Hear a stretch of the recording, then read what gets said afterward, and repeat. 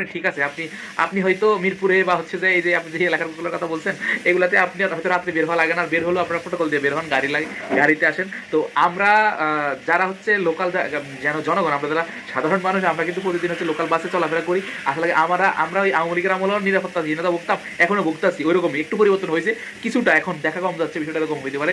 আগে দুই জায়গায় হইতো, একটা হচ্ছে মানুষ হয়রানি হইতো পুলিশের মাধ্যমে, মানুষ হয়রানি হইতো বিভিন্ন আইন শৃঙ্খলা বাহিনীর মাধ্যমে, আর হচ্ছে সন্ত্রাসীর মাধ্যমে। এখন একটা থেকে মানে সেনাবাহিনী বাহিনী যদি কথা না বলে, মানে হচ্ছে পুলিশ বাহিনী চুপচাপ আছে, কিন্তু বাকি যেই আর বাকি যারা আছে তারা তো অ্যাক্টিভে আছে। বিষয়টা এই, আমরা কখনো মানে আমি যখন ওই উত্তরা থেকে গাজীপুরে ইয়েতে গুলিস্তানের গাড়িতে উঠি, কখনোই হচ্ছে যে মৌসাক, তারপরে হচ্ছে যে এই পাশের কিছু কিছু জায়গা আছে, ওই জায়গা দিয়ে কখনোই আমি মোবাইলটা টিপতে পারি না, মানে উঠে আর রাখতে পারি না। হাতের জিলের ওই এলাকা দিয়ে আমি মোবাইলটা জানানোর পাশে যদি বসে, তাহলে আমার মোবাইল গায়েব।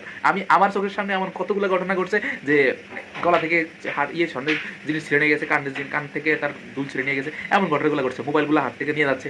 এখন এই ঘটনা তো আজকে না, এটা তো বহু আগের গল্প, এগুলো তো অনেক আগ থেকে হয়ে আছে। এগুলোর জন্য আপনাদের আসলে প্ল্যান কি বলেন, যেগুলো আমরা এভাবে প্রতিরোধ করতে পারবো? তো প্ল্যানটা দেন, সরকারকে দেন, সেই ইনক্লুড করুক, আপনাদের সংস্কার করবেন, ওই পরিকল্পনাটা আপনি তাদের কাছে দেন যে আপনারা এইভাবে কাজটা করেন। এটা না করে আপনারা তাদের সম্পূর্ণ দায় দিয়ে দেবেন। আরে ভাই, এই সরকারটা তো আসলে নির্বাচিত হয়ে আসলে একটা বিষয় ছিল, তাদের একটা ম্যান্ডেট থাকতো, তাদের একটা পরিকল্পনা থাকতো। পরিকল্পনা ছাড়া এই সরকার আসছে, পরিকল্পনা করতে সংস্কার, সেখানে আপনি তো তাদেরকে সাহায্য করতে পারেন।